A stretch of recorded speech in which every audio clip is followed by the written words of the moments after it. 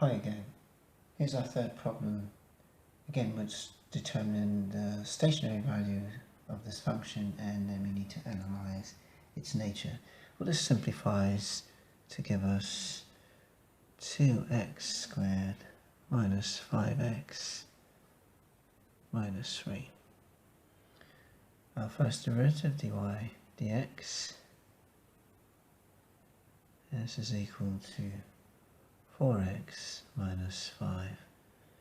We know at turning points, dy dx is equal to 0, and therefore we can write 4x minus 5 is equal to 0, which implies that x is equal to 5 over 4. Our second derivative, d2y over dx squared, that's simply the constant 4, which is obviously greater than 0. So this is a minimum,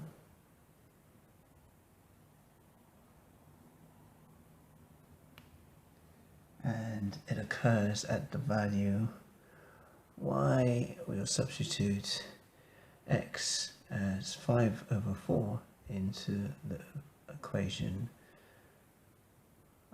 y, or the function x minus 3 times 2x add 1, which gives us 5 over 4 minus 3 brackets 2 times 5 over 4 add 1, and this works out to be minus 49 over 8. So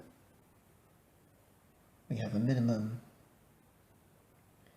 and it occurs at the value minus 49 over 8. Thanks for watching these videos. My name is Alistair, and I'll see you next time. Bye for now.